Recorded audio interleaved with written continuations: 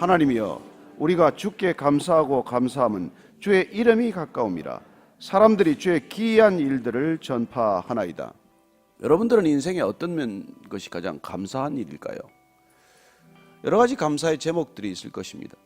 그러나 오늘 이 아삽의 시는 우리에게 감사의 제목이 하나님의 이름이 가까이 있기 때문에 감사하다고 말합니다. 여러분, 감사할 조건이 생각나면 사실 진정한 감사가 아니라는 말이 있어요. 그냥 감사해야죠. 하나님이 내게 뭘 베풀어 주셔서 감사할 수 있겠죠, 당연히. 그러나 하나님이 그냥 나와 함께 계셔서 감사하다, 그게 진정한 감사 아니겠습니까? 우리가 부부의 사랑이 깊어지면 어떻습니까? 뭘 해줘서 사랑하는 게 아니지 않습니까? 그냥 서로 곁을 지키고 있는 것, 그게 감사하고 그게 사랑하는 이유가 되지 않습니까?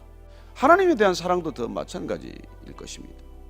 하나님께서 우리에게 기도에 응답해 주신 것 감사하지만, 그러나 기도에 응답해 주시지 않았을지라도 하나님이 나의 아버지여서 감사합니다. 하나님이 함께여서 감사합니다. 하나님이 늘 곁에 계셔 주셔서 감사합니다. 그게 저와 여러분들의 감사의 제목이 되기를 축복합니다. 근데 여기서 지금 주의 이름이 가깝다고 하는 것은 주님의 임재가 가깝다는 뜻으로 있을 수 있지만, 지금 이 시는 하나님의 심판이 가깝다라는 뜻을 더 가지고 있습니다. 하나님의 심판, 그게 감사하다는 거예요. 왜 어제 이 시편 74편을 보면은 예루살렘 성전이 무너지고 예루살렘이 함락당하고 맙니다. 바벨론의 침공을 받고 온전히 나라 전체가 그야말로 폐허가 되는 것이죠. 그토록 모든 신앙의 중심지였던 성전이 무너지고 이제는 더 이상 의지할 곳이 없는 그런 절박한 상황이 된 것입니다. 그 이어서 이어진 이 시편 75편은 하나님께서 그러나 언젠가 저 바벨론, 저 교만한 자들, 저렇게 강포한 자들도 심판할 것이라고 하는, 그 심판이 멀지 않았다고 하는 것을 감사하는 그런 뜻을 담고 있는 시예요. 여러분, 우리는 시험이 오는 걸 항상 두려워합니다. 그러나 만약 여러분들이 이렇게 악한 세상을 살아갈 때 하나님께서 심판이 없다고 하면 무슨 소망이 있겠어요? 어쩌면 심판이 당연히 있어야 하고 심판이 가까워야 한다는 생각이 들 때가 있지 않습니까? 그래서 심판하시는 하나님, 심판주 하나님, 그 하나님이 계셔서 감사하다. 내가 이 악한 자들을, 악한 세력들을 내 힘으로 다스리고 심판할 수는 없지만 전능하신 하나님께서 언젠가는 이 세상을 공의롭게 심판하실 것이다. 그게 있어서 감사한 것이다, 그런 것이죠. 주의 말씀이 내가 정한 기약이 이르면 내가 바르게 심판하리니 땅의 기둥은 내가 세웠거니와 땅과 그 모든 주민이 소멸되리라 하시도다. 내가 오만한 자들에게 오만하게 행하지 말라 하며 악인들에게 뿔을 들지 말라 하였노니 너희 뿔을 높이 들지 말며 교만한 목으로 말하지 말지어다. 자, 하나님께서 내가 심판하실 것이라고 말씀해 주셨으니 감사한 일이죠. 원수 갚는 것이 내게 있다고 해주셨으니 감사한 일이죠. 내가 원수 갚을 힘도 없고 원수 갚을 그런 상황이 아니지만, 그러나 그게 하나님께서 반드시 공의롭게 그 일을 심판하실 것이다. 이게 놀랍게도 우리에게는 믿음의 기초가 되고 믿음의 놀라운 능력이 되는 것이죠. 그래서 땅의 기둥은 내가 세웠다. 하나님께서 땅의 기둥을 세웠답니다. 사실 기둥이란 기초를 놓는 거나 마찬가지 아닙니까? 이 모든 기초란 또한 무엇입니까? 기초가 놓인다는 것은 질서가 세워진다는 뜻입니다. 하나님께서 천지를 창조하셨다. 그 뜻은 무엇입니까? 우리가 혼돈에서 질서로 옮겨졌다는 뜻 아닙니까? 어둠에서 빛으로, 그리고 공허함에서 충만함으로 옮겨지는 그런 창조적 질서는 하나님께서 세우셨다는 것입니다. 여러분, 집에 아버지가 아무 일도 안 하는 것 같지만 하나님께서는 가정에 권위를 주셔서 그 가정이 있을 때 어떤 가정의 질서가 있지 않습니까? 그 질서가 허물어지면 어떻게 됩니까? 집안이 풍비박산이죠. 그렇습니다. 지금 인간들은 그 모든 권위, 모든 질서를 해체해 나가고 있어요. 그게 마치 자유의 상징인 것처럼 말합니다. 그래서 이른바 우리가 해체주의라는 이런 사상적 흐름 이후에는 모든 질서를 인간이 깨는 것에 대한 희열을 느끼고 그 질서를 마치 도전하고 깨고 부수는 게 인간의 능력인 것처럼 변하고 말았습니다. 모든 권위에 도전하고 있어요. 남녀라는 성적 질서도 깨뜨리고 있습니다.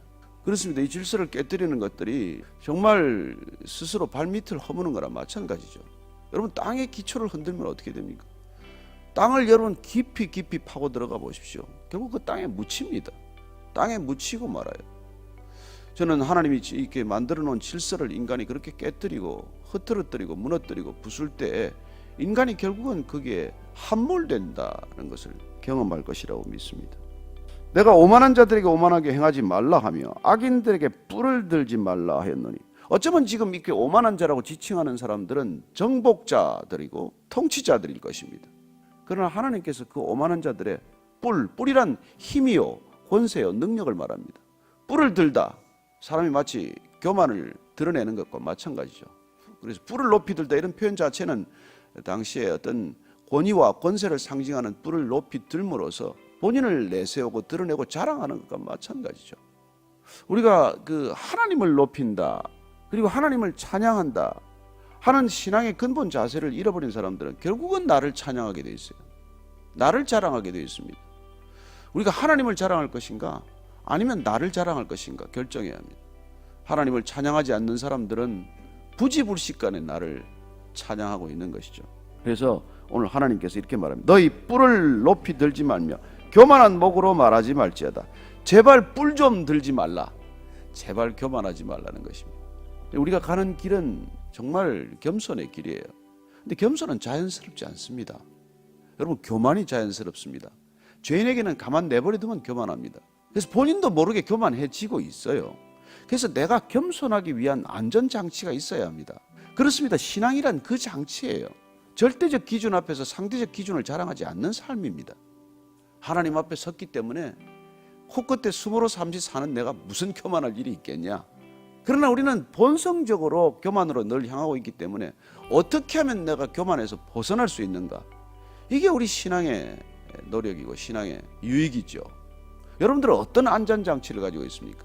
그렇습니다. 아침마다 기도하는 것, 이게 하나의 안전장치 아닙니까? 왜 기도하십니까? 하나님 앞에서 내가 누구인지를 기억하는 시간이고, 그리고 무릎을 왜 꿇고 기도하십니까?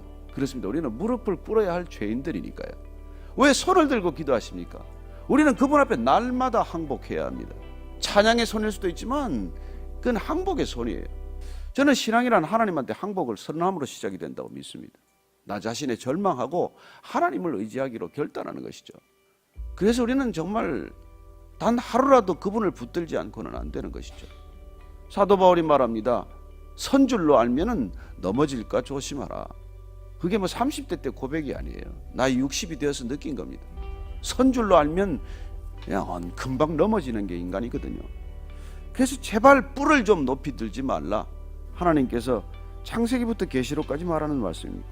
무릇 높이는 일이 동쪽에서나 서쪽에서 말미암지 아니하며 남쪽에서도 말미암지 아니하고 오직 재판장이신 하나님이 이를 낮추시고 저를 높이시느니라. 여호와의 손에 잔이 있어 술거품이 일어나는도다. 속에 섞은 것이 가득한 그 잔을 하나님이 쏟아내시나니 실로가 찌꺼기까지도 땅에 모든 악인이 기울여 마시리로다. 하나님은 철저히 심판하신다고 말씀하십니다. 그렇습니다. 인간의 역사는 보면은 우리가 보기에 너무 더뎌요. 왜 아직까지 저 인간을 저렇게 내버려 두나? 왜 저렇게 떵떵거리고 사나? 악한데 왜 잘 사나? 이런 끊임없이 우리 안에 갈등이 있지만 우리의 시계하고 다르다고 해서 하나님의 시계가 안 가는 것 아닙니다. 우리는 시계가 그냥 살처럼 빨리 가서 18이 빨리 있으면 좋겠지만 하나님의 시계는 천천히 갈지 몰라도 정확히 간다는 것을 믿으시기 바랍니다. 어느 날 흔적도 없이 사라질 것이라고 말합니다. 높이시는 분은 하나님입니다. 낮추시는 분도 하나님이세요. 조금 높아지기 위해서 사람 찾아다니면서 부탁한들 뭐합니까? 여러분, 하나님한테 의지할 걸 사람한테 의지하다가 결국은 우리가 고난을 더 깊이 겪지 않습니까? 저는 우리가 그냥 하나님 한 번 보고 가다 보면 안 되는 것 같아도 될 것이고 된 것 같아도 되지 않는 때를 만납니다. 저는 하나님께서 반드시 여러분을 높이실 때 높이시고 낮추실 때 낮추신다는 것을 굳게 믿으시고 그때도 순종할 수 있게 되기를 바랍니다. 낮추시면 낮추시는 대로 기뻐하고 높이시면 높이시는 대로 순종하면, 그러면 뭐가 그렇게 교만할 일이 있겠어요? 높아져도 교만할 일이 없고 낮아져도 비굴할 일이 없는 삶이 되지 않겠습니까? 자, 아삽의 시는 이렇게 끝납니다. 9절 10절 말씀입니다. 시작. 나는 야곱의 하나님을 영원히 선포하며 찬양하며 또 악인들의 뿔을 다 베고 의인의 뿔은 높이 들리라. 나는 야곱의 하나님, 이스라엘의 하나님, 우리 각자의 하나님을 영원히 선포하고 찬양하는 인생이 되기를 바랍니다. 하나님을 진심으로 찬양할 수 있는 동안 나를 찬양할 수 없습니다.